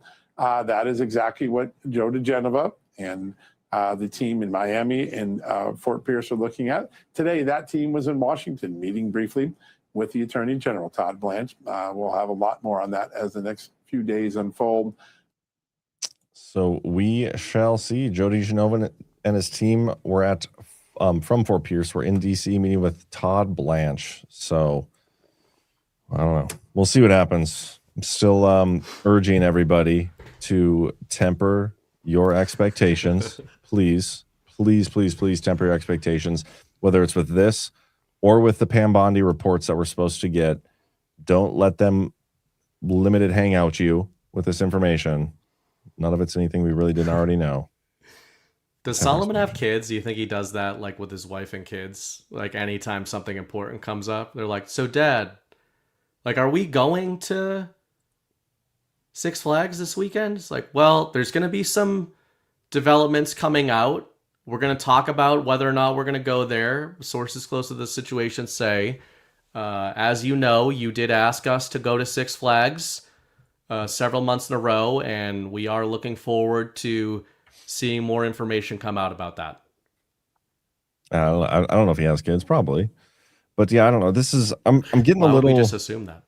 I'm getting a little annoyed of John Solomon just because of like, there's been a string of stories the last like month and a half, and up till then, I would give him the benefit of the doubt that he's been pretty like on the nose. Like when he says something's coming, he's been right, but he's been like nothing but wrong. Like 5 predictions in a row. Like, oh, next week we're going to see something big coming out of Arizona. Next week, Tulsi Gabbard's going to be releasing a report. Trump's going to be declassifying a whole bunch of stuff. Hypersonic clarity. We haven't got any of that shit yet. So, did he actually say hypersonic clarity? You didn't see him call it that? That is definitely not a term that makes any sense.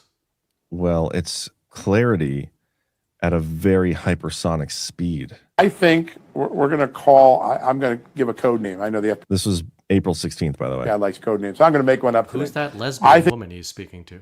I think that's Rachel Maddow. This is him on Rachel Maddow's show. I think the president of the United States in the next couple of weeks will announce an operation. I would call the code name Hypersonic Clarity. We're going to get a. Did you get that? The next couple of weeks, they'll announce an operation. I would call the code name Hypersonic Clarity. I think the president of the United States in the next couple of weeks. Will announce. What is a couple of weeks after April 16th? April 20. You're not the math guy. Somebody in the chat. What is roughly 2 weeks after April 16th? An operation. I would call the code 3, 4, name 9. What was that? Couple 3, 4. Couple 3, 4. Okay, we'll give him 4 weeks. That's being super generous. Okay, and I like to consider myself a generous guy, so we'll be generous. Say 4 weeks. How long is 4 weeks after April 16th, Bernie Bright? This would be May 16th.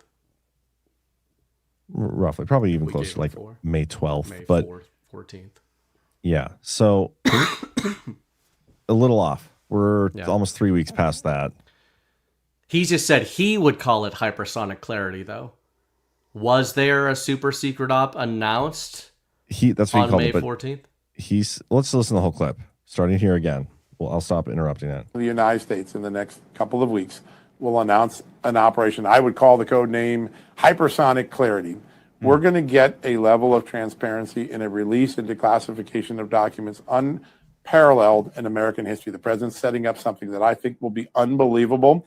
There will be a speed of lightning, a speed of sound to release of documents. And those documents will help this prosecutorial team in Miami that's doing this hard work to not have to do secret proceedings and secret classified proceedings because the documents will be unclassified.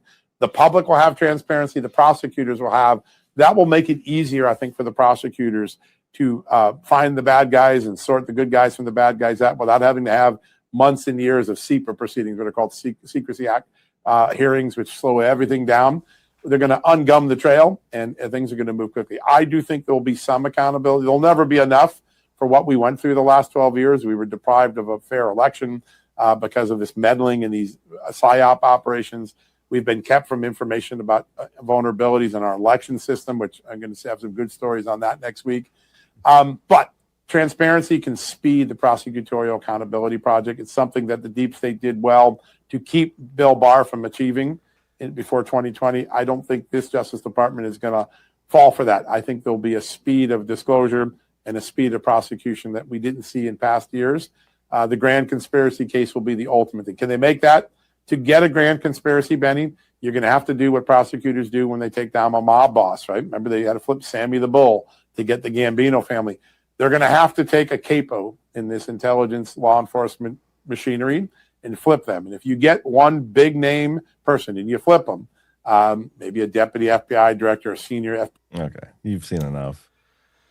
So Solomon's gone all the way back. He was the source, and now he's looped all the way back around into just kind of repeating what InfoWar people are talking about. By the way, one correction I want to make for John Solomon, or just something to point out. Mm-hmm. He mentions the actual speeds at which we should be measuring this. Speed of light, speed of sound, he said. Speed of lightning, which I would guess is the speed of light, and the speed of sound.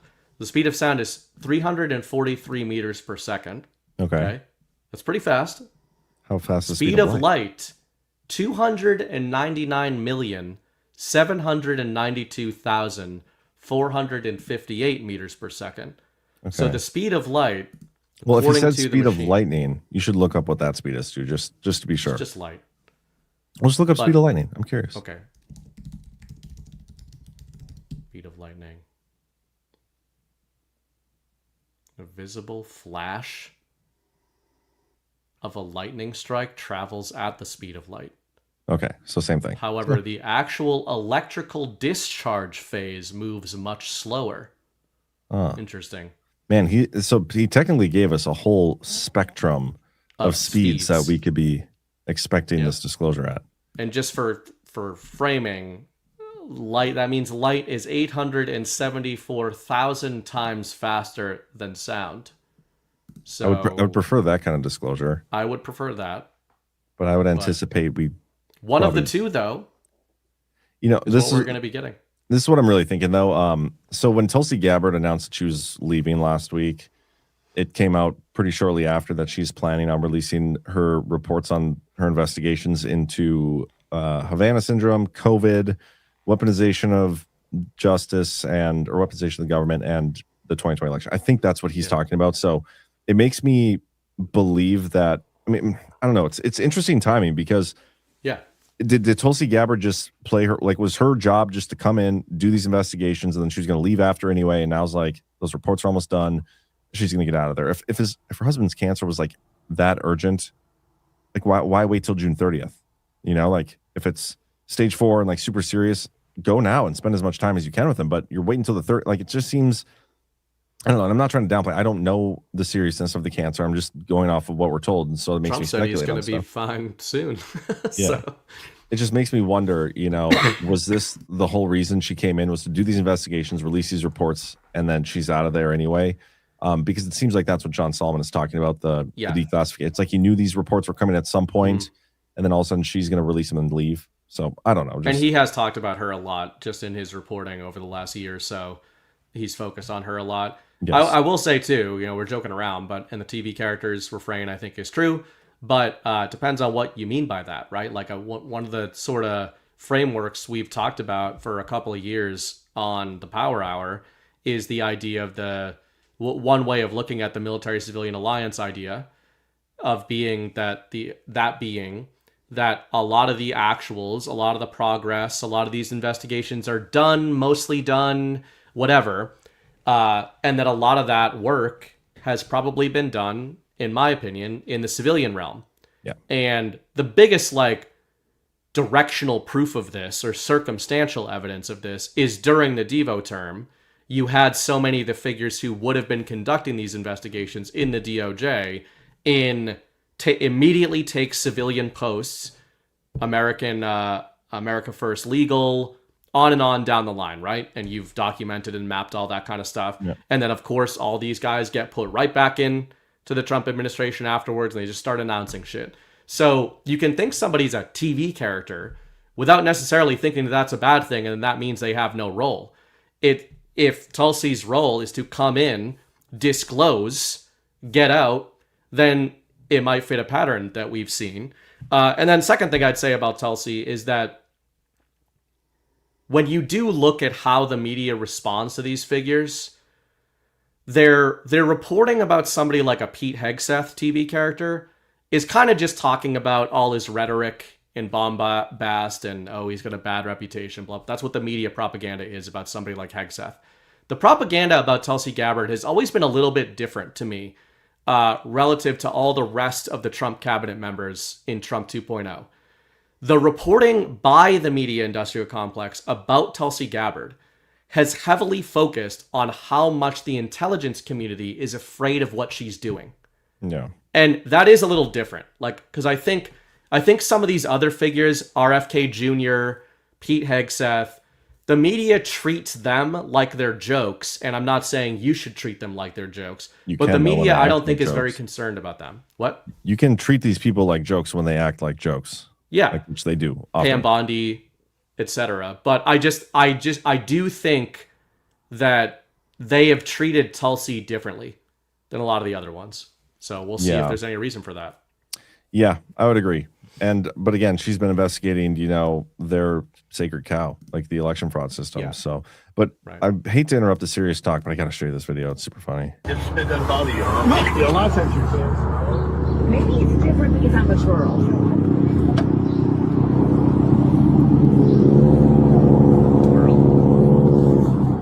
Hello, ma'am. Hey, good morning. I'm Deputy Gonzalez with the Palm Beach County Sheriff's Office. This is why you're being pulled over. The city of Lake Worth today, we're doing an operation for distracted driver, and you drove past me holding the phone with your right hand, manipulating that phone. I mean, I saw you with the phone in your hand. Obviously not. So you want to just call this a day? Or? I don't want to call it a day. You had a hand up manipulating You just the said phone. my right hand. Well, I thought I saw you with your right hand. You So had a you hand up. didn't. The right hand. I saw you So you manipulate. didn't. With the right hand, perhaps not, right? But I saw You didn't see me with my right Okay, hand. so are you saying that you saw me with my I know right what hand? I just said. I know what I just said. I'm asking you now. Did you or not have your phone on your hand? I did not. You did not have your phone on I your did hand. not. Hand to God, you didn't have your phone in your hand. Hand to God. The other hand to God, you have your phone in your hand. Hand to God. Cool. You have your driver's license, registration, Yes, and I insurance do. with you. That hilarious. I thought that was so funny. Oh my God. I bet that was a shark. It probably was a shark tank. So you manipulated a phone with your right hand. No, you didn't. So good. Could have been AI, but either way. Either way. What else? I want to see if there's any other stories. Oh, Pam is the you already mentioned. She's going to save us from AI, I think. Yeah, she's on the board. Or she's going to implement AI to save us. She I have that story here somewhere. Well, first of all, she's recovering Pam. from. Imagine somebody like Pam saving us from the AI. Well, see, it's silly because we have there's new anti-technology extremism that they're monitoring because apparently that's an issue, and it's like anti-Semitism, anti-tech. Yeah. Yeah, it's just weird. We got a couple of those at Badlands. Yeah, I waver depending on the story. Okay, putting them in a camp. This is the story we were going to talk about. Space Force awards SpaceX $2.29 billion contract to build global military communications network in space. And just a reminder of this throwback clip from April 29th, 2022. So when I was over at DOD, we gave this guy... That's Department of Defense. Yeah, sorry. Or DOD. Yeah. He is doing some cool stuff in space and everything. He's doing a ton of stuff that you would think is so global. He is literally launching this thing called Satlink, which almost no one knows about, but he's been building for 5 years. Wow. Which is free Wi-Fi for the world. Which is amazing. The world. It's going to change everything. And there again, no one's talking about, you think the Democrats would be championing this, like, oh, I can be in Central Sahara Africa and get Wi-Fi on my $3 million phone. Yeah. You know, but they're not. And if you've actually watched one of these satellite link uploads, it's like a string of pearls being dropped in the night sky. It's really cool. I mean, we're all paying for it. This is why he's so rich. DOD's biggest contractor is Elon Musk. That's right. Oh, very interesting. I just learned something. I didn't. I'll never get hired from him now. Can you edit that out? Drop it on the floor. Do you know, Joe, does the government deserve it? Shout out to Illinois TM over on YouTube who said this show turned retarded. Shame on you guys. You must be a new viewer because Yeah. our baseline is retarded. We started pretty retarded tonight. Yeah, the baseline is retarded. The greatness, comes in in flashes at the speed of lightning. So It's like moments of lucidity. yeah, Like Joe Biden. That's a good way to describe it. Yeah, I mean, this is... Whenever I see a headline like this, I'm just like, oh, they're awarding SpaceX? You mean they're disclosing? And of course, we're never going to know these things. But yeah, that clip is exactly what I thought of right when I saw this. And it hit the same week that I've been doing tons of reading on Tesla and Elon and all that kind of stuff, because one of the biggest, probably the biggest story outside of just what is the stock market doing because Iran, the biggest financial story of the year is excuse me. Bless you. Excuse you. Rude. Goodness. Is SpaceX is going to have an IPO in June. Soon, yeah. And that's going to be, no matter what the final number is, it's going to be by far the biggest IPO just in world history. And the financial media is starting to pick up on a conspiracy theory within financial media by the Tesla maxis, which is a real thing. They're kind of like Bitcoin maxis, but all they do is invest in Tesla. And those guys, for years, have been saying that after SpaceX IPOs, Tesla and SpaceX are going to merge within a year or two. And now some very influential financiers have been saying that that's going to happen.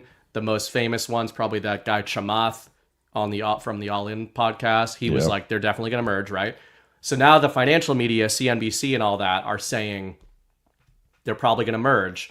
The reason that's notable to me is because when you look at that, when you map out the history of Elon's companies, it's like every one of his 5-6 companies focus is on a very specific thing, a very specific area of technology.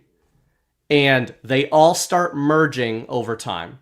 So he founds XAI, that's obviously the AI sort of thing, the data center thing. They just merged with SpaceX this year. So now that's one entity. He's got the Boring Company. He's got Tesla, which is working on robotics and autonomy. What does robotics and autonomy require? Data centers. Who's going to be building the data centers? Oh, Elon's other company is going to be building them in space, we're told, right? So every single company that Elon runs, besides what Cash is saying there about being a DoD contractor, if you look at, run this through an AI or something for fun this weekend. Look at Donald Trump's agenda, his executive orders, especially on technology and energy and all that kind of stuff. And then look at Elon Musk's master plan documents. He has released, I believe, 4 of them over the course of the last 15 years, since he launched Tesla. Every few years, he puts out a master plan document where he just says, this is what we're doing next. And the one he did in 2025 was called the Age of Abundance. That is going to be the mission of Tesla and Elon's related companies. Well, it turns out every company Elon runs has to do with a specific area of interest for Donald Trump's golden age, such as completely overhauling American infrastructure, changing American energy systems, putting us into the age of autonomy.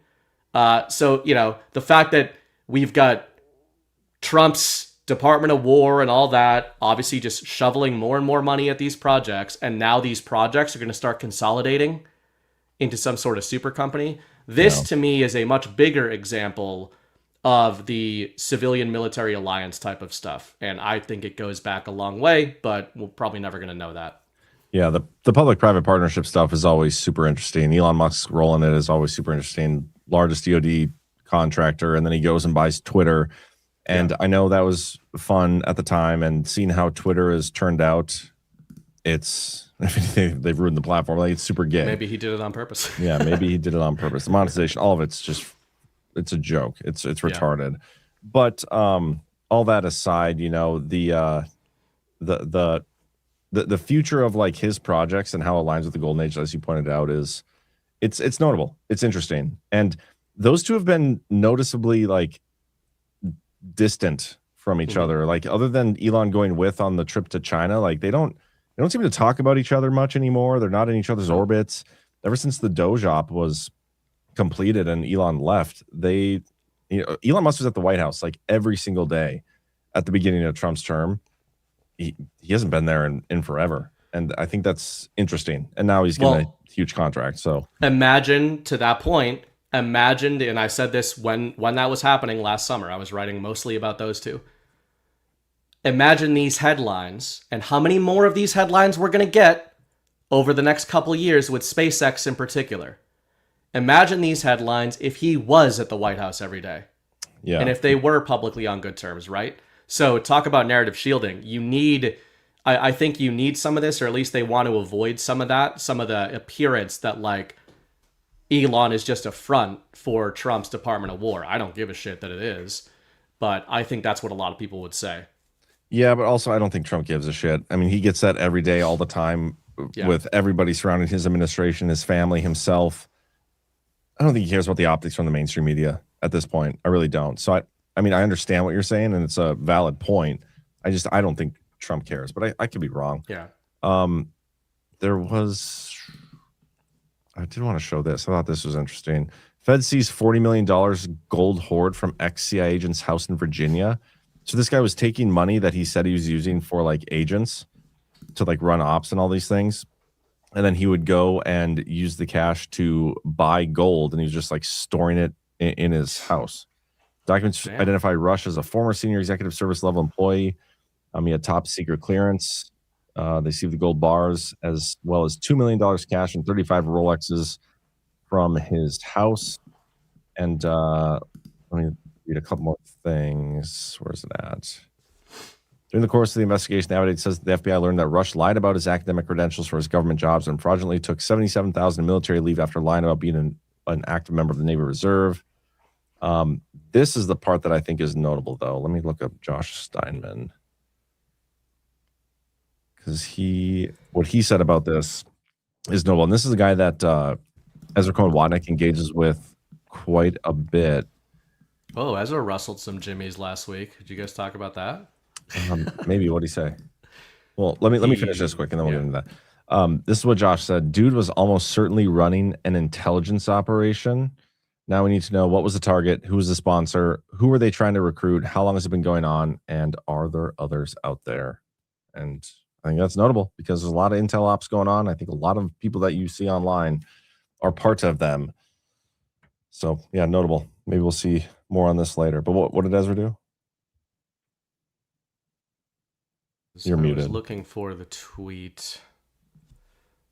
Man. Somebody said something about Q people, and he said they're so tiresome or something, which doesn't mean anything, but it was funny. I can find it here. He uses that word a lot if you search tiresome. Oh, there it is. Here, I'll show it. By the way, this is not an endorsement of Ezra. Is he a Jew? I assume. Well, I shouldn't assume that, but yeah, he's Jewish. Okay. He's not super Jew, but he's Jewish. Oh, right. Yeah. Q-tards think you're some kind of insider to the plan. They are so tiresome. So some of them are. I agree, Ezra. Now, of course, that doesn't mean it's all fake. It's just funny for Ezra to say something like that. Yeah. I didn't see people decoding it. They stay away from those kind of decodes. Yeah, you got to stay away from the ones that work against your narrative. Yeah. I think that there's. Oh yeah, here's another video that I was going to play PJ Corrigan sent this in with a rant. Actually, we have a couple rants that came in with links, so I'll do those now. And then if you want to pull up the boosts. First of all, Final Demand sent in the video of E. Carroll saying they had to make it look fuckable. So thank you for doing that. I played that already. Boom Diggity for $50. Interesting White House post around an hour ago about the time Rumble started freezing. And it was this one. So maybe it's comms or something. I don't know. Could be. It's a little glitchy looking.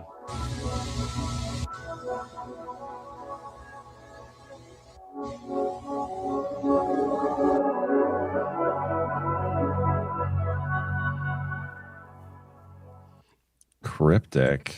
Checks out to me. What I does think it that's mean? what it was.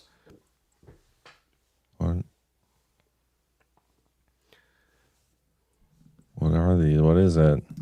Is there any like secret comms in here that we haven't seen yet? I think it's just overall about the glitchiness. Were they implying tonight in a few minutes we are going to screw with the Power Hour stream? Seems like only us were having that effect. Yeah, it's super annoying, but it is what it is. We survived. And then PJ Corrigan sent this in. I'm thinking Trump watched this race and immediately knew it was time to get the women out of their power roles. Watched what? This race. Oh, yeah, I've seen this. I haven't seen it. I mean, they look great out there. Not that I'm shocked. I'm not saying women cannot drive or they curb wheels all the time or anything like that. I'm definitely not saying that they're not as good at drivers as us. I'm not saying that we're better. I'm just saying I'm shocked. Wow. Oh, they follow No! the kid. They're following the pace truck. They follow the pace truck. No way. All 11 No way. the pace truck. No Stop way. it. Ladies. Stop it. No, they didn't. Again, I'm not saying we're better. Not follow the pace truck. All right, one to go this time, by. There's no way that's ever happened before. You have got to be kidding me. They followed the pace truck. I mean, That's pretty funny. The funny thing is, I think most women watching it don't understand why that's bad. But yeah, it was hilarious. And then the funny thing is there's a longer video where the women are interviewed, the drivers, and none of them take responsibility or laugh it off. They all are like talking about how the pace car driver like wasn't clear about where he was going and they didn't think it had started yet. It was I want to see if I can find that video because that's never happened. A woman blaming somebody else for something that was their own fault. Bunch of E. and Carrolls. If anybody can find that video, I would be super happy. I mean, what do I type in here? Pace car. When did you see that video? The longer one. It was the same day because I saw that on YouTube. I saw that clip on YouTube. Okay, let me see if I can go to YouTube and find it then. You want to check if we got any boosts? Maybe they were doing media interviews. We have Awake in Mass, $25. Thank you for all you do. Love listening to your information. If you're in New England area and we're having a meetup May 30th at 11:30 at the Tavern on the Square, Rentham Outlets, Rentham, Mass. It's always a great time. All right, I hope you guys make it out there. I do not think I can drive out to Rentham on Saturday. Got some plans. Got some birthday plans with the woman. Speaking of women. And then we also have Mr. Musashi, who sent $10 over. Happiness is watching penile implant unfold. Wait, what? Happiness is watching penile implant unfold. I don't get it. I don't either. Strange thing to say. It's a weird but not the thing strangest. to say. Not the strangest things. Yeah, I cannot find that. Rise of Tire, did they have their turn signals on the whole time? Probably. Oh, funny. Well, all right, By guys. the way, guys. What? Story hour homework tomorrow night. Still time to do it. Fury. Oh, Chris that's a great Paul movie. and I are doing the World War II film 2014's Fury, directed by David Ayer. It is fantastic. I rewatched it last night. And man, I was talking to my wife earlier, just saying like, this wasn't even a big deal of a movie when it came out. It was just like really one wasn't. of them. It was just one of the movies that came out in 2014. You're like, holy shit, movies were so much better just 10 years ago. This was just like lost in the wash of 2014, and intense watch. But Yeah, it's a good movie. damn good one. And also, you know what I'll say? Shia LaBeouf is fantastic in that movie. And he kind of got shit on a lot for being crazy. He really kind of is crazy. He is, but it worked for the character. Yeah, that's okay. It's okay to be crazy sometimes. But yeah, everybody, do me a favor. Hit the thumbs up, whatever platform you're watching on. Truly helps us out. We appreciate it. I'm going to be back tomorrow at 1 p.m. Eastern here on the Daily Herold here on Badlands. And you'll be back tomorrow on Story Hour. And then Sunday night. The Blitz on, I always forget to talk about the Blitz. Badlands.substack.com. Alternate with Ash and Ghost for the Blitz, which airs on Saturday, exclusive to the Substack. So you'll get that to your email or go to the Substack directly. And then Sunday night, I will be joined by Ghost on The Narrative. We're going to talk about we're going to go all in on game theory. We're going to talk about the Q drops, things like that. But basically, what do we think Trump is doing with his game theory? It's kind of a lot of what you mentioned earlier tonight, even just how he's stretching these timelines. He doesn't seem to give a shit about what people are saying about him and what's the strategy there. So we're going to kind of deep dive on some of that. Medbitsco says the Daily Herald is maybe my favorite show, but it conflicts with my midday chores. Always a struggle. Appreciate that, sir. But yeah, tune into the Blitz and the Narrative. The Blitz is a great show. A lot of great feedback. Narrative, hit or miss. Yeah, it is hit or miss. Just kidding. Tamarack Flats gifted $5 via the Rumble wallet, and we appreciate that, sir. Thank you so much. And yeah, Rock Justice, welcome to the channel. I know he's a newbie. And I'm going to take us off of YouTube because I'm going to play the Joe Biden video that I talked about earlier that we had put together by Green Star way back in the day. And yeah, that'll be our outro tonight. So thank you, everybody. We appreciate